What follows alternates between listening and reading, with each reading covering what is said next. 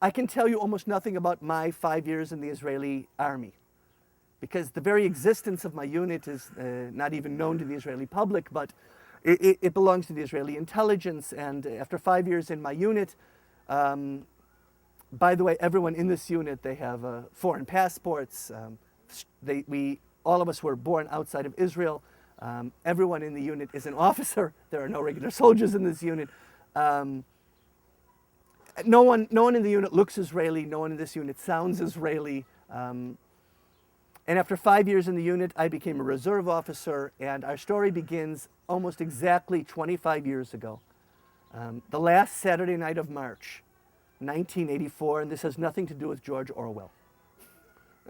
I was a young student, my first year at Tel Aviv University. My girlfriend and I, now my wife and the mother of my 3 children, we had tickets to go see a film that evening. I remember which film. It was with the 2 great stars of Hollywood at that time, Meryl Streep and Robert Redford. If I'm not mistaken, the name of the film was Out of Africa. Actually, I've never seen the film, so I have no idea what it's about, but we did have tickets to go see it that evening, and as we were about to leave my apartment, my phone rings, and she says, and I said, oh, just a minute, let me go get that. And she says, leave it, let the answering machine take it. I said, but it could be something important. And she looks at me and says, important? When did the last time anything important happened to you? And I looked at her and I said, I met you, didn't I? Gentlemen, I'm sure you know, it's all about how we speak to the women, but that's a different seminar. I'll come sometime and never mind. And she says, answer by all means. And I picked up the phone, and it was my commanding officer from my unit. His name was Shmulik. And he says to me, Al tizahelti, don't identify who you're speaking to. What are you doing tonight? And I said to him, we have tickets. We're going to Out of Africa. And he says to me, Habibi, you're not going out of Africa. You're going into Africa. I said, excuse me? He says, listen carefully. Underwear, socks, leave your uniform at home, be at my house, 1 hour, and he hangs up. Hello? Hello?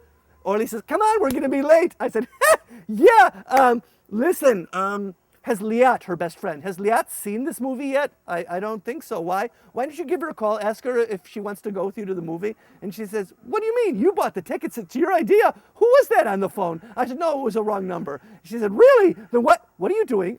Are you packed? What are you doing with that suitcase? Are you going somewhere? How many where are you going? I have no idea. How many pairs of socks? When are you coming back? I have no idea. What's her name?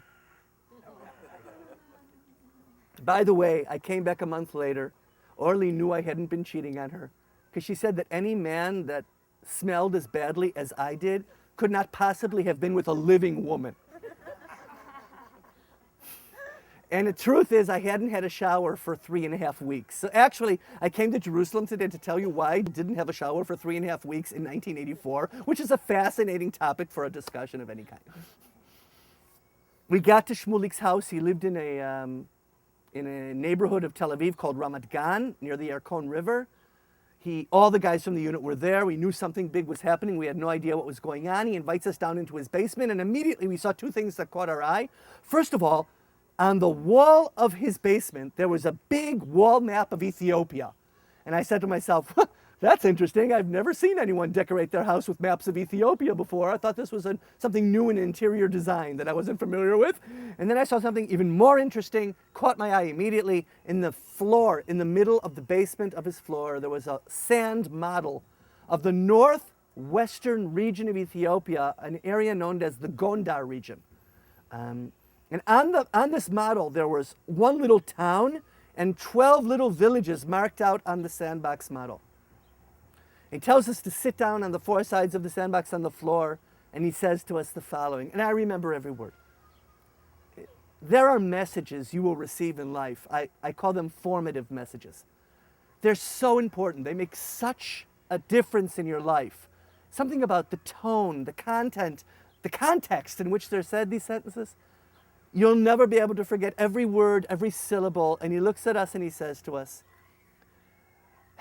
gentlemen, pay attention carefully. 2,700 years ago, the king of Assyria conquers the 10 northern tribes of the northern Israelite kingdom and takes these tribes into galut, into exile. We do not know where they are to this very day. And we're looking at each other, oh my God.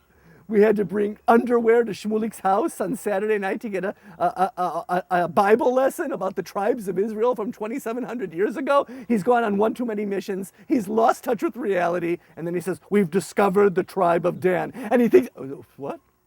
You heard me correctly. We've discovered the tribe of Dan. The tribe of Dan.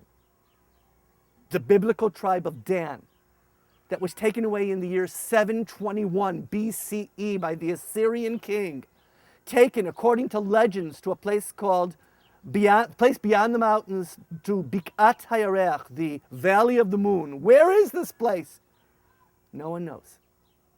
And he starts telling us this incredible story, how a group of Jewish anthropologists and sociologists have been, for the last 17 years, carefully studying an isolated tribe in the Gondar region, the existence of which has been known for decades, but never been thoroughly researched. And this group of individuals, they're living an archaic form of Jewish life that hasn't been seen for over 2,500 years. You would probably call it the Judaism of the First Temple period. In other words, anything that the Jews knew about in their communal saga, their collective saga, or that they performed as part of their tradition, then that's what this group does today. But anything that has been added to the Jewish repertoire since that time, any new leaders or new institutions or major events in Jewish history that transpired after their separation from mainstream Jewish life, they know nothing about. Absolutely nothing about, because they were physically isolated and had no way of knowing. So, for instance, they knew quite a lot about Jewish life even then, for they had 1,000 years of Jewish history behind them. They knew about Abraham and Isaac and Jacob and Joseph and Pharaoh and dreams and Egypt and fat cows and skinny cows and pyramids and slavery and Moses and Red Sea and Dead Sea and Mount Sinai and 10 Commandments. And they knew about Joshua. They knew about Jericho. They knew about the prophets of Israel. They knew about the judges of Israel. They knew about the kings of Israel. They knew Saul, our first king, and they knew David, our second, and they knew Solomon the third, and they knew that Solomon was the one who on Mount Moriah had constructed some 2,900 years ago the first temple. They didn't call it the first temple because they didn't know there had been a second. They called it Solomon's temple. And there were a few other minor things that they never heard about. They knew almost nothing about synagogues because they knew about the temple in Jerusalem. And they knew nothing about rabbis because they knew about the Kohanim, the priests that served in the temple. And they knew very little about prayer because they were very much into sacrifice. They knew about the sacrifice at the time of the first temple.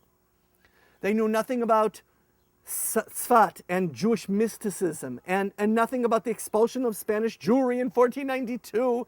They knew nothing about King Herod and the Second Temple. They knew nothing about Herzl or about Zionism or about Hitler or about the Holocaust, and they've never heard of the State of Israel. As a matter of fact, they didn't even know there was such a thing as Jews with white skin. They are the only Jews that are left. They are the remnants of Beta Yisrael, the house of Israel, that was dispersed 2,700 years ago. They are the keeper of the flame. And suddenly someone is beckoning to them, reaching out to them, trying to bring them home. And then he takes out these photographs. Amazing black and white photographs of the villages in Ethiopia and of the people therein. The first thing that caught our eye were these amazing huts. These were the homes. This in Amharic is called the tukul. It's a gathering place that you'd find, and you'll hear in just a moment. We saw the pictures of the parents with their traditional African garb. We saw the photographs of the Ethiopian children. Maybe just coming from the kindergarten, you'll understand what I'm saying. So beautiful, these children, but they have something that catches your eyes, that their heads are this big and their eyes are this big. And those eyes reach out to the camera and to the lens, and as if they want to share everything and find out and discover everything. Insatiable hunger to become part of a one. And the minute I saw those pictures, I knew that the rest of my life I'd probably be spending trying to bring these people home. And then he throws the bomb at us, Shmulik, our commander. There's a civil war going on in Ethiopia. Government forces fighting anti-government guerrillas that are trying to take over the country. And although Ethiopia is very large in its landmass, it's close to 70 times the size of Israel, with a local population of 68 million people. The war zone is rapidly moving towards Gondar. And if we don't do something quickly, if we don't intervene, nothing will remain of these villagers. They will be but a footnote in modern Jewish history. Therefore, we have been chosen to spearhead an operation that will bring these people home. We're leaving in a few days. Because of the urgency of the situation and because of the chaos that's going on in Ethiopia, we have not been able to receive any official sanction by government institutions in Ethiopia to take people out, and therefore we're going in without that permission. If any of you are apprehended during this operation, Israel will deny any connection to you. You will be termed mercenaries. We are going to provide you with any means, all means at our disposal to bring about the quick, rapid, and perfect solution of this situation. Use everything at your disposal. Bring them home. There's no room for error. We've missed them for 2,700 years. It's enough. Any questions? Do I have to go? No, you don't have to go. We can't force any of you to go on this operation. So if any of you feel like getting up now, no hard feelings. And the truth is, I really didn't want to go. It was really far away, but I played basketball that morning and I didn't feel like getting up off the floor, so I ended up going on the operation.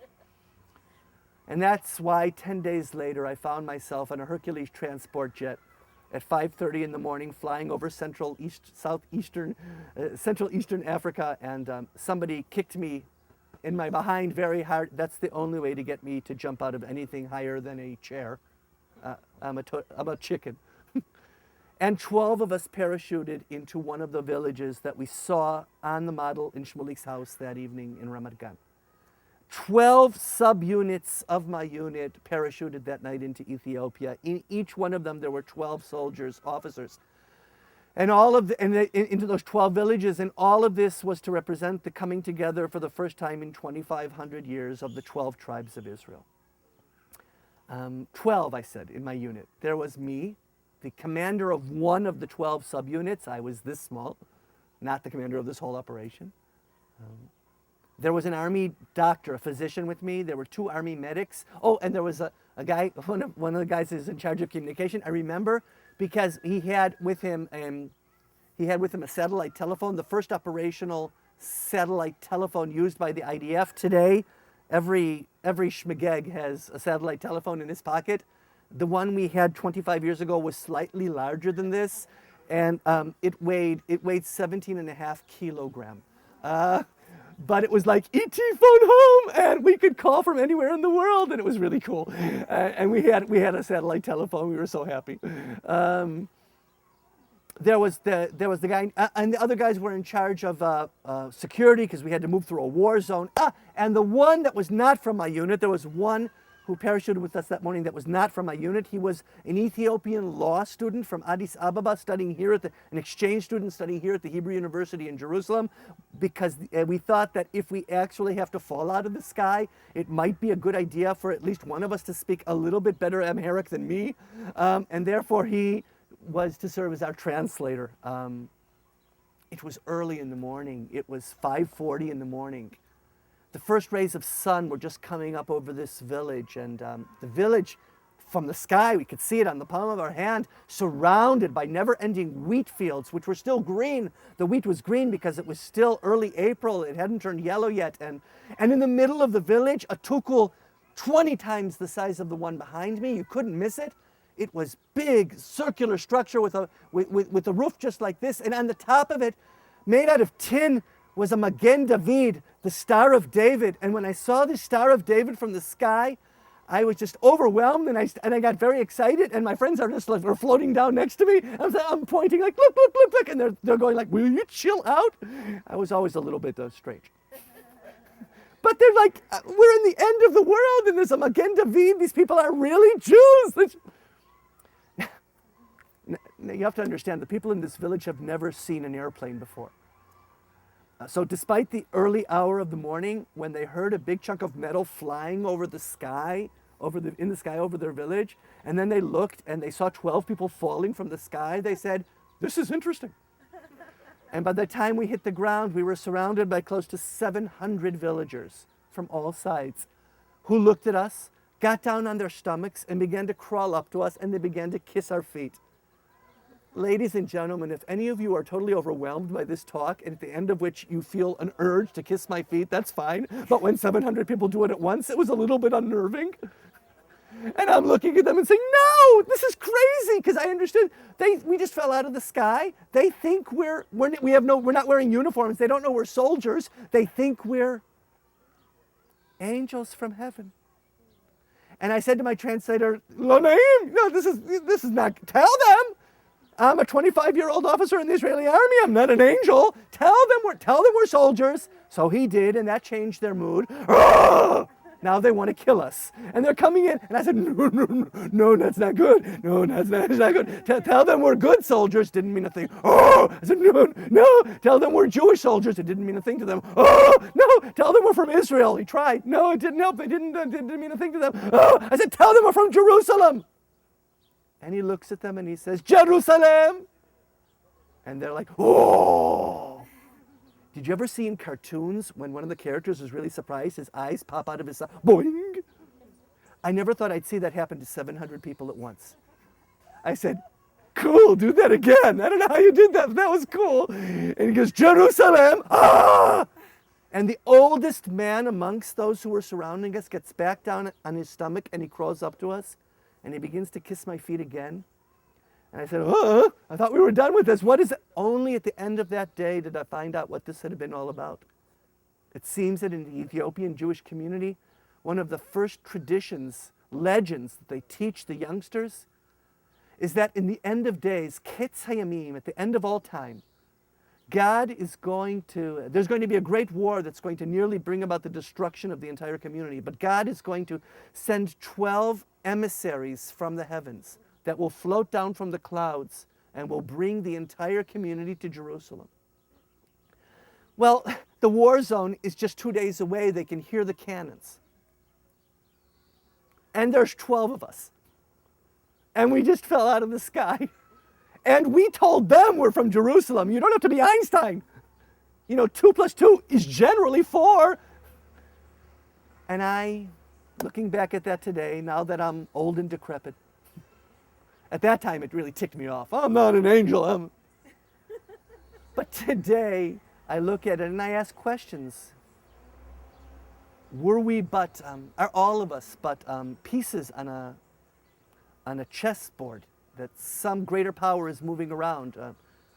Are all of us in some way, in our own domain, in our own world, are we all just fulfilling some greater purpose? And we do have free choice, I'm sure, but how can you explain this?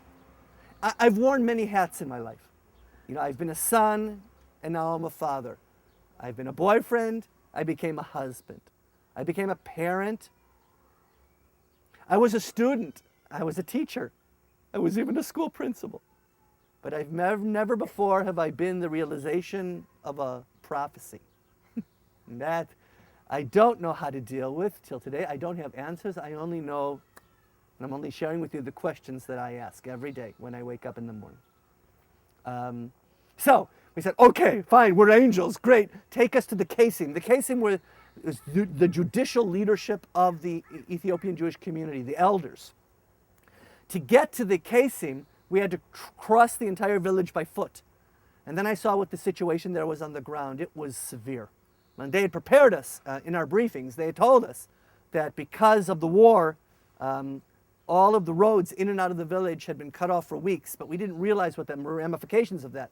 The hunger, the starvation was running wild in the village, and I don't know if any of you have even seen pictures of Africa at a time of great hunger or drought, and you see the pictures, the famous pictures of the children in Biafra. Some of us remember the children in Biafra who just before death, their stomachs exploded to this size, expanded, and this is from starvation.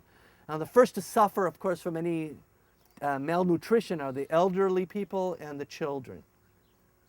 And the children, I saw their situation, and I realized that the orders that I had received were worthless, because my orders were that we're to gather together 400 of the villagers, parents and children, put them on a plane and send them to Israel. But when I saw the situation of the children, I realized that if we don't get these children out of here, not even today, if we don't get them out of here yesterday, they don't have a chance for survival. So I immediately radioed to my 11 friends in the other units that had parachuted that morning, and all of them described an identical situation on the ground. The children are in advanced starvation, and I radioed to Shmulik at our headquarters in Tel Aviv, and I asked for permission to change the parameter of the mission of the operation so that in this first wave we wouldn't just take 400 from each village, but we take 400 children from each village, 400, because that's the number you can sit on a plane. And after almost an hour, we waited, we received a response that that's okay, but we need to get the permission of the Kesim. You can't just unilaterally decide you're going to go and take 4,000 to 5,000 Ethiopian children out of Gondar without coordinating this with them. So I went back to the Kesim and I met with them at the Tukul. It was like the Tukul is the Jewish community center / youth center, community center. All the ceremonies take place there. All the activities take place there. It was the communal building. The Kesim met me with their white turbans and flowing white gowns and their black, crinkled faces. I was sure they were 90, 95 years old. I only later found out that they're the age that I am now. They were 50 years old. But the aging process in Ethiopia 25 years ago was so rapid that if you reached my advanced age, you looked like you were 100 years old. And the three of them, and I got in front of the three of them with my translator, and I tried to explain to them what I'm asking of them. And I said to them, Yeladim shelachem reivim, your children are hungry. And they're going, ugh. Yeladim shelachem cholim, your children are sick. Ugh. I want to take your children to Jerusalem. Children, Jerusalem. Your children to Jerusalem. Now the parents, I explained to them, are going to have to stay behind because there's only 400 seats on the plane. So we're going to take the children and we'll come back in a month and then we'll take the parents. Do you understand? I just wanted to check. What did you understand? I was just checking with them. They said, Yeladim, Yerushalayim. The children to Jerusalem. I said, okay. Horim, Yerushalayim. The parents to Jerusalem. I said, no. The children are going now to Jerusalem, but the parents are going in a month because there's no room. Do you understand what I'm saying? What do you understand? Yeladim, Achshav, Yerushalayim. The children are going now to Jerusalem. I said, yes. The parents are going now to Jerusalem. No. The parents are going in a month. The parents are going in a month. The parents are going in a month. No. And then the negotiations began. Joel negotiating with the Kesim. It took 45 minutes. In the end, they agreed, but they had one condition. If I wanted to take the children, I had to agree to undergo a small ceremony. They called it the ceremony of transmission, Tekes HaHavara. I didn't understand what they were talking about. They tried to explain it again. I didn't understand what they were talking about. Finally, one of them, Kesim, one of the elders, looks at me and says, Yesh Abba, there's a father. I said, okay. Yesh Ima, there's a mother. I said, okay. En Abba, no father. Okay. En Ima, no mother. All right. Ata, you. Whoa. No mother, no father, me? Oh! And they grabbed my arm. They took me into the Tukul, where they built this pile of pillows and two little seats at the top. And they started bringing in the young parents, like into Noah's Ark, male and female. And they got me down on the ground, on my knees, in front, at the bottom of this pile of pillows, the parents sitting at the top, and they told me to bend down like this. And from the top of the mound, the mother put her hand down and put a hand on my head, and the father reached his hand down and put a hand on my head. And in this ceremony, they transmitted to me the right of parenthood over their children. And 2 hours later, I was still 25 years old, not yet married, but the proud father of 400 Ethiopian children. And if you think I'm just a wee bit strange, oh, you're right. But I have an excuse. I have 400 children, and they all have black skin, and I don't know their names. And I was freaking out. What am I doing? I suddenly dawned on me, what am I doing? What are you doing? You crazy? Have you lost it? Are you out of control? And the voice within me said, just flow. Flow. This is what you need to do at this time. Just be you.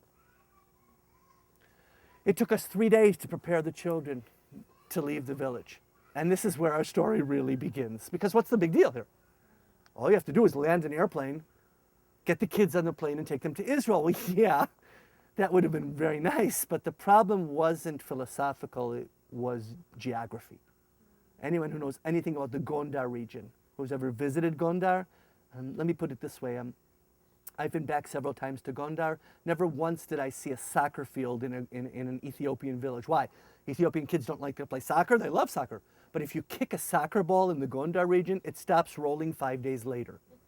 It's an entire area over 3,000 meters high in elevation on the side of a mountain with terraced villages. You kick that ball, it's a boom, boom, boom, boom, boom, boom, boom, boom, and there's no place, landing field, a strip, you need, land a plane, you need flat ground, you need, how long, by the way? Minimum. What's the minimum length of a landing strip if you want to land a transport jet? 500 meters, 700 meters, 2 kilometers. If you're an Israeli pilot, it's 1.5 kilometers. But there isn't 100 meters straight in Gondar. And so we had to walk by foot to the nearest landing strip that wasn't under control of the Ethiopian authorities. Because we're sneaking these kids out of the country without permission. That's no big deal. It's only 300 kilometers northwest across the Ethiopian desert. A 17-night, 18-day journey, 300 children, 300 kilometers, 400 children, one father. We have to say goodbye to the parents. I won't forget the night that we left the village. It's impossible to forget. It was the night of a full moon. If I'm not mistaken, on the Hebrew calendar, the date, I think it was the night between the 14th and the 15th day of the Hebrew month of Nisan. Very interesting, the Jewish calendar. The year is set by the sun, but the months are set by the moon, and the beginning, Rosh Chodesh, the beginning of each month, the sliver of the moon appears, and in that intermediary night, in the middle of the month, it's always a full moon, which is why so many Jewish festivals tend to fall on that night of the full moon. And if I'm not mistaken, that same night as I was about to leave on this journey, Jewish families all over the world were celebrating a festival called Passover, Pesach. Do you know the story we tell on the evening of the Passover Seder? How Moses took the children of Israel out into the desert and wandered with them for 40 years as they walked to the Promised Land. And here I found myself at the edge of this Ethiopian village with 400 children of Israel about to depart into a desert towards the same Promised Land just 3,000 years later. And that was the most Jewish moment I've ever had in my entire life. So we have to say goodbye to the parents before we leave. And the kids say goodbye to their parents, and then all the parents have to say goodbye to the new father. So all the parents line up in this long line, and the first man comes up and he kisses me here, he kisses me here, he kisses me here, he kisses me here, he kisses me here, he kisses me here. The first one moves aside, the second one comes up, he kisses me here, he kisses me here. 3 hours! I thought something was going to sprout out of my cheeks, and I couldn't say no, and I had to be respectful. And we leave on this journey. 17 nights. Nights? What, you walked at night? I know, it sounds crazy, right? You can't see at night. That's the point. You're also not seen at night. If we want to have any chance of sneaking 400 kids across this whole desert and reach the border with Sudan, then we have to do it only under the cover of darkness. Which means that we depart at sunset And we walk all night long, and by sunrise, we have to reach a predetermined hiding spot that had been planned out by the organization that planned this entire operation, the Israeli intelligence unit known as the Mossad. They had planned this entire operation. We had to reach a hiding spot, a cave, a crevice large enough for us to hide 400 kids, hide them throughout all the hours of sunshine, and then when the sun went down again, get them out, get them back into formation, and continue to move. In formation, our biggest fear was that we were going to lose these kids. They were between the age of 6 and 16, 400 Ethiopian children, between the age of 6 and 16. The youngest, the 6, 7, and 8-year-olds, were allowed to come with us only on the condition that they had at least 2 or 3 older siblings with them on the journey. Because the first third of the journey we had to climb down these cliffs, and with all due respect, I had 35 kilo of equipment on my back. I couldn't carry another 400 children on my back. So the 14, 15, and 16-year-olds were going to carry their younger brothers and sisters on their backs as we led them down the cliffs. We put them in formation so we wouldn't lose them. 8 kids in a row, 50 rows. 8 kids, 50 rows. That's 400 kids. The youngest kids we put in the front, the oldest kids we put in the back, and the 12 of us formed a circumference bubble surrounding the entire formation. And we taught the kids that if I see any danger in front of us, I will raise my right arm, and they will stop and listen. And if I see it really is dangerous, I will give them a signal, psst, and they will hit the ground like a sack of potatoes, and they will not move until we release them, and they will get up and will continue to move. A few things I need to tell you about this journey. First of all, our biggest problem, obviously, on this entire journey was, you tell me, food and water. Where do you bring food and water for 400 children, for 17 days? You can pack a backpack. You can pack enough equipment for a day, for 2 days on your back, but 17 nights, 18 days, 400 children. What am I supposed to go into the Sudanese supermarket along the way and you take my credit card and buy 400 loaves of bread and peanut butter? How are we going to feed 400 children here? The same Israeli Air Force that just flew over came to our assistance. It was amazing. And every morning, just minutes before sunrise, a transport jet flew over our position, our exact position, and they parachuted to us from the sky 2 large wooden crates, in each of which there were a total of altogether 412 food bags. For 24 hours, food and water. Each of the bags, the bottom of each bag was food for 24 hours, and the top of the bag was 4 liters of water. And because we were afraid to give them water bottles, because we were climbing down cliffs, so if they open a water bottle, they need both hands, and they're, I'm thirsty! They created a specially designed backpack. From the right shoulder, you could pull out a straw and you could drink the water. And when you were done, today you can buy these in specialty stores and hiking stores, but no one remembers that it was created for this operation, which, by the way, I didn't mention. The night just before we left the encampment and we left on this journey, we got a green light to move ahead, and we were told that the name of the operation is Operation Moses, because it was the evening of Passover. I guess that's pretty appropriate. The first time the kids saw the food, the boxes falling from the sky, they didn't know what it was yet. So they looked up and pointed to it. What are those boxes falling from the sky? And we tried to explain to them that that's ochel, it's food. And they opened up those Ethiopian eyes, looked at it, and they started chanting. They're incredible. You have to see them sing and dance sometime. With this amazing rhythm, they started chanting. It was like, Haman, Haman, manna from heaven, manna from heaven. Children of Israel walked in the desert for 40 years. What did they eat? Manna from heaven, magical food. If you like pizza, it tastes like pizza. If you like tuna, it tastes like tuna. Manna from heaven, manna from heaven. And they're like, Haman, Haman. And I'm saying, no, it's army rations. But you know, maybe we were angels. Maybe this is manna from heaven. It's all an issue of interpretation, and every generation shall interpret the text. And my whole life has become an interpretation of an ancient text. Next, with your permission, just 1 minute about the moon. it's no coincidence that this operation started the evening of Passover. And by the way, it has nothing to do with this symbolism of the children of Israel and Egypt and the walk in the desert. But the reason it started the night of the full moon was because it takes approximately 10 days for individuals to develop what we call night vision, the improved ability to see things clearly in the dark.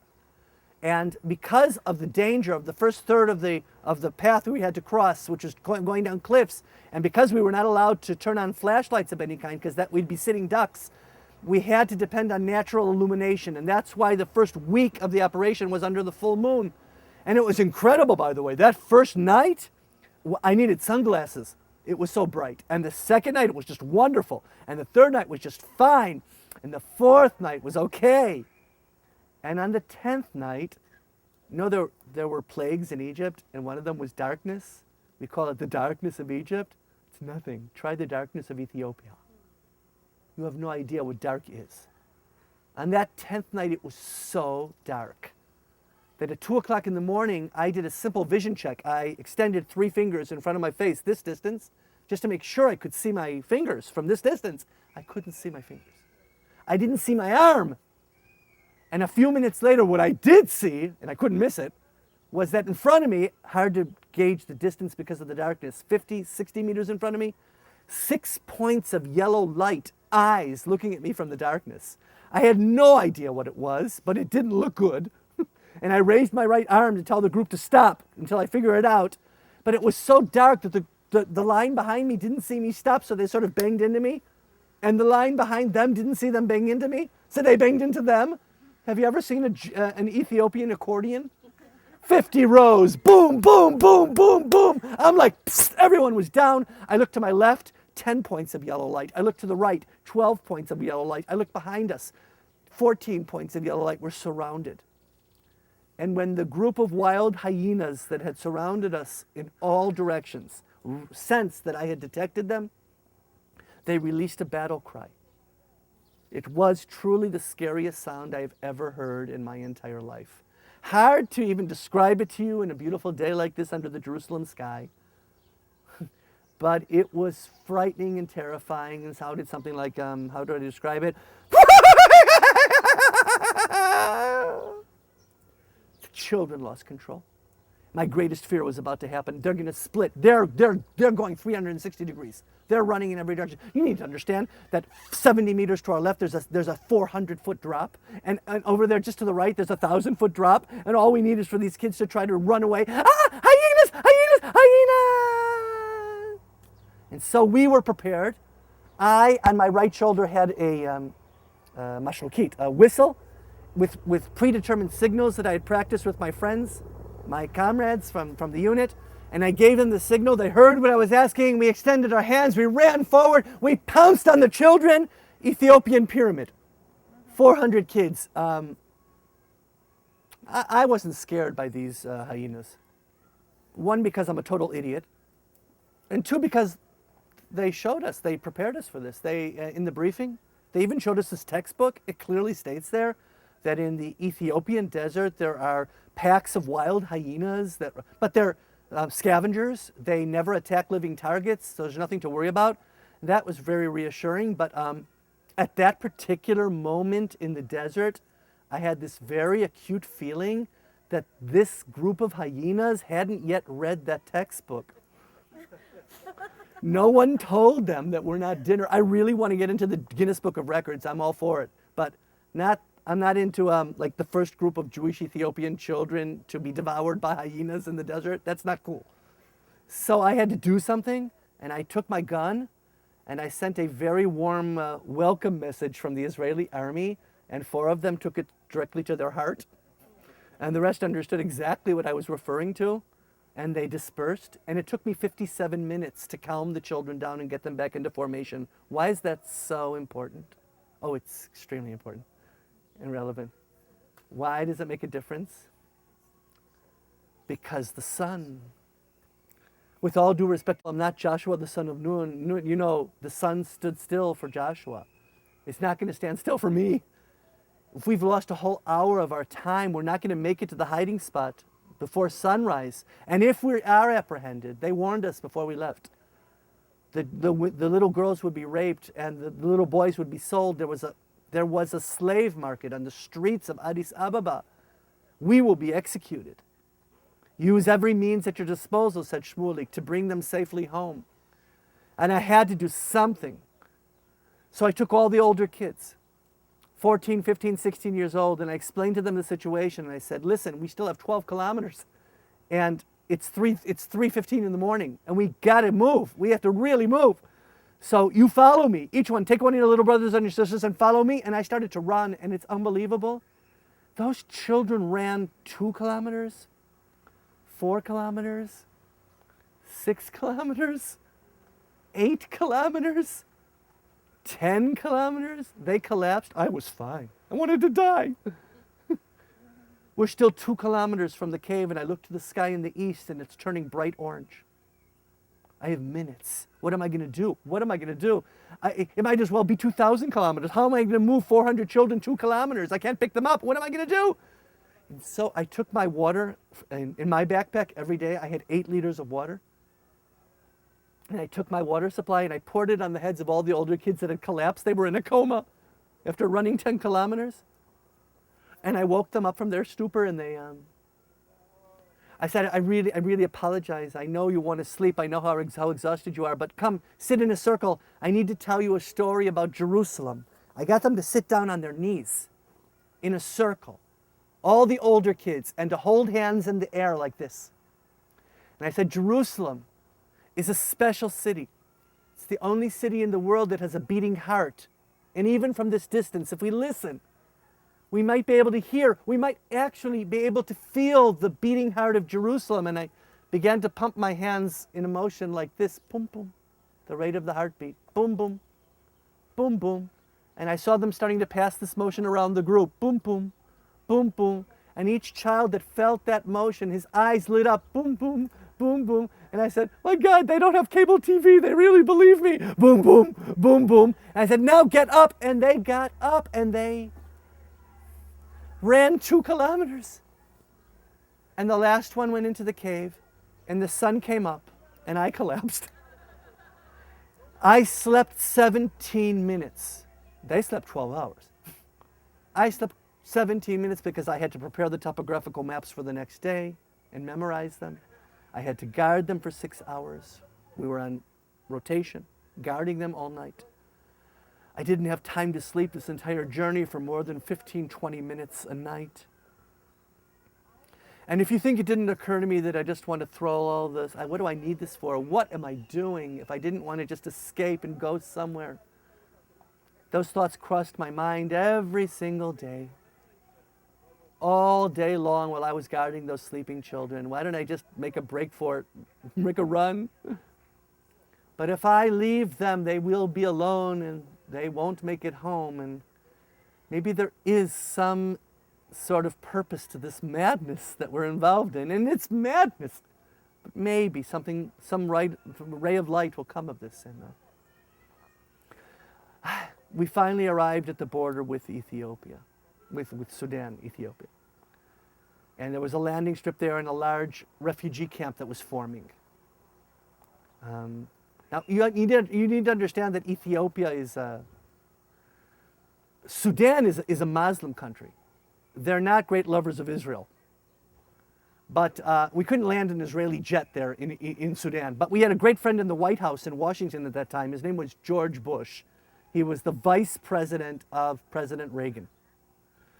Bush, before he became Bush the father, before he became vice president, he was the head of the American CIA. And he arranged for an unmarked CIA jet to be waiting for us on the landing strip in Sudan. And we got the kids seated on the ground, and the plane sort of rolled up towards us, was taxiing towards us. And those kids opened their eyes and looked at this huge plane coming towards them. Did you ever see, can you imagine, 400 Ethiopian children that turned white? They went pale when they saw this plane, and I realized, hard to miss, how uptight they were. So I tried to calm them down. I said, no, it's good. This is good. This is a matos. It's a plane, and it's taking us to Jerusalem. Now you have to get up on the plane. And they go, no. I was in shock. No? What do you mean no? I'm your father. You can't say no. It's not part of the deal. They told me that you'd listen to everything I had to say. No, this was their border, the border of their Zionism. No, no way. They're not. And I admit, I was so exhausted. I lost control for just 1 minute, and I grabbed the legs of one of the kids, and I started to pull him towards the steps leading up to the plane, to the entrance to the plane. And 399 kids were kicking with their legs. Ah! And screaming. I said, okay.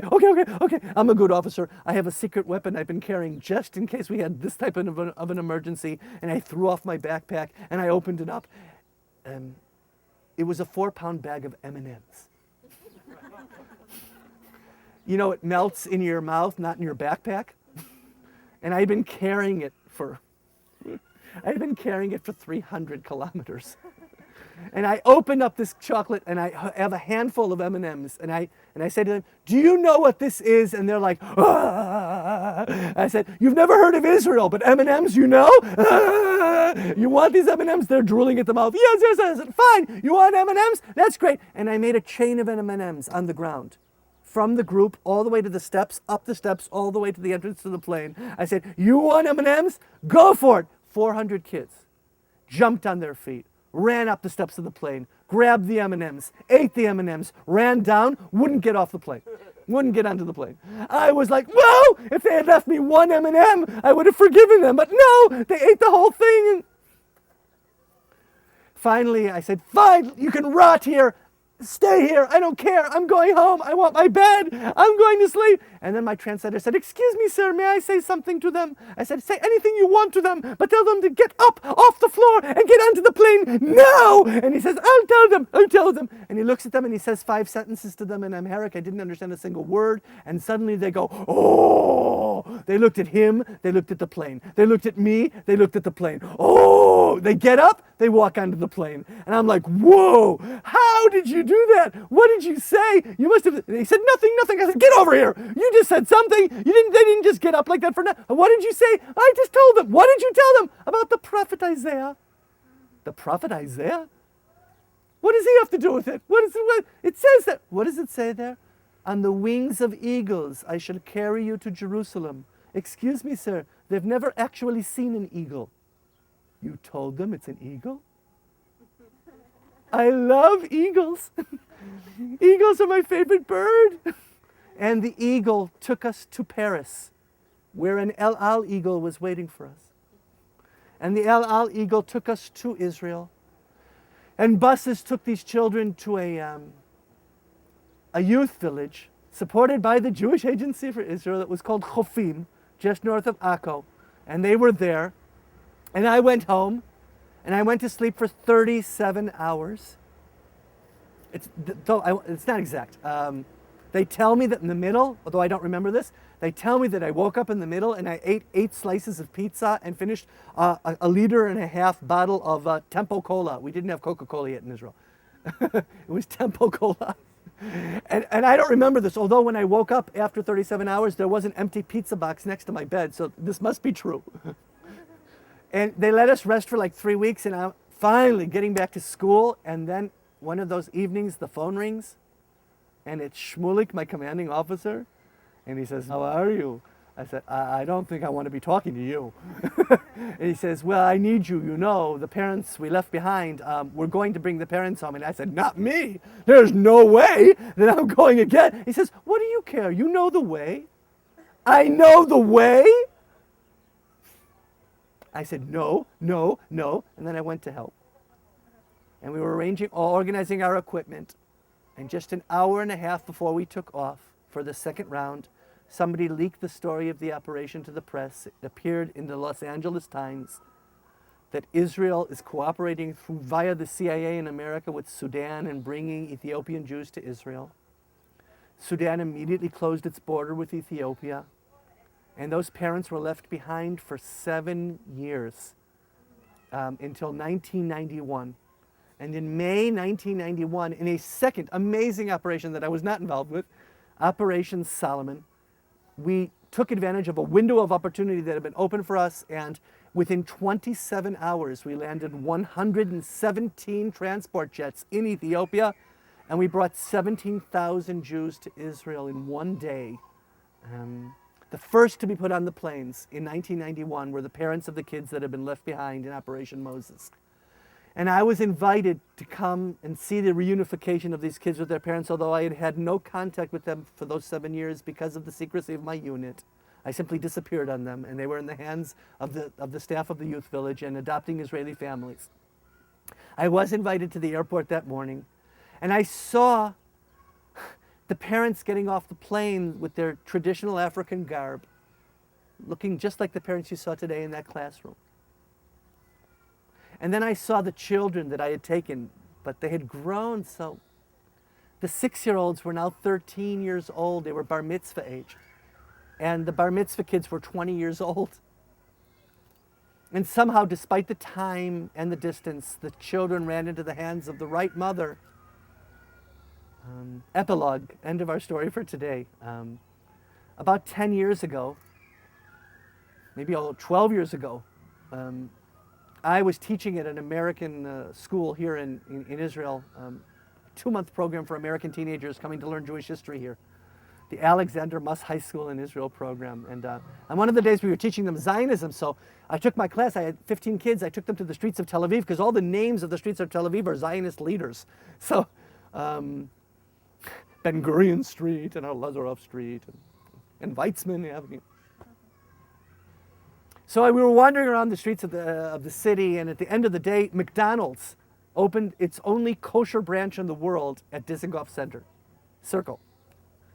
And I said, let's go in. And when we walked into this restaurant, it was packed. There must have been 150 people in the restaurant, but on the far side of the restaurant, there was a stunningly beautiful Ethiopian girl. She must have been about 20, 21 years old. She was an officer in the Israeli Air Force. She was a lieutenant. She was wearing her uniform. She was holding hands with her Israeli boyfriend. They were sipping Diet Cokes. And I said to my kids, my American kids, we were talking about Zionism today. Now, this is a picture you should remember. So one of the kids went and got his camera out of his bag and went to take her picture. I said, Dorfus, I didn't tell you to take her picture. I said, it's a picture you need to remember. And he said, but she's staring at you. I said, who? That Ethiopian soldier girl, she's staring at you. And I looked at her, and she was like this, focused on me from the far side of the restaurant. And when our eyes met, she got up, and I think she floated to me from the other side of the restaurant. Now, it wasn't just me that thought she was moving strangely. 150 Israelis fell into total silence watching her move. And you need to know that as far as I recall, this was the only occurrence in modern Israeli history where 150 Israelis shut up for any given reason. It was a major moment, a watershed moment in our history. And she crosses the restaurant and gets down in front of me on one knee, and she looks me in the eyes and she says to me, Ata hayita echad, you were one, va'anachnu rabim, and we were many, ve'veta otanu abaita, and you brought us home. And the restaurant goes, whoa! And I wanted to die. I didn't know what to do with myself, so I did the only normal thing I could do under those circumstances. I hid under the table on the floor. When my students saw that their teacher was hiding on the floor under the table, and they looked at me and they said, why are you hiding? Who is that? How do you know her? And I couldn't tell them the truth. So I said, that's my first cousin. And they said, no way. And I couldn't tell them the story that I'm trying to tell you now. There's a song here I want you to hear. And it's sung by the same kids that came out of Ethiopia. The Sheba Choir. It's called The Journey to the Land of Israel. Listen to their voices. The moon. The moon is watching over us from above. On my back, there's a little food bag. The desert is below us, and there's no end to it in sight. And if my mother was here, she would promise my little brothers and my little sister, and she'd say to them, it's just a little bit further. It's just a few steps more. Just raise your legs up high. One last effort, and we'll arise to Jerusalem. Jerusalem. One more verse, listen carefully. Light of the moon, don't disappear, we need to navigate by you. I've lost my food bag. What will I eat tonight? This desert doesn't end. And I hear the calling of the hyenas. And if my mommy was here, she would calm down my little brothers and sisters who are so frightened, and she'd say to them that it's just a little bit further. It's just a few steps more. And soon we'll all be saved, because we won't stop walking until we reach Eretz Israel, the land of Israel. Actually, it is a strange story, I admit. What kind of normal country sends paratroopers into a third nation to bring home whole populations to the mother country? Wait, did I claim that Israel was a normal country? We are many things, this land of Israel, this state of Israel, this state of the Jews that you're visiting. But we're not normal. You know, I wonder if a Frenchman or an Englishman, when they get out of bed in the morning, if they ask, what is their purpose in life? But we Israelis, despite our complaining, our moaning, our whining, we have a purpose. It's to create secure surroundings for the entire Jewish people, and to begin to meet the expectations of prophecies of years gone by that talked about us as a light to all the nations, to make a difference in this world, to have an impact. If you look at the newspaper reports about Israel, you would think we're at least the size of India. If you look at a globe of the world, the name Israel doesn't appear on the country because there's not enough room on the country to write Israel. So tiny is this nation, the size of New Hampshire. And yet we're trying to do something with human society. We are an experiment that began 2,000, 3,000 years ago, and now I feel sometimes I live in a living laboratory. This coming together from the four corners of the earth of the Jewish people is impacting Israel, but it also impacts all of humanity, all of humankind. And I think you understand that, and that's why I dare say this to you, and I think that's why you're here. So thank you for coming to this place and for hearing this story, and have an incredible journey through this country. Toda rabah.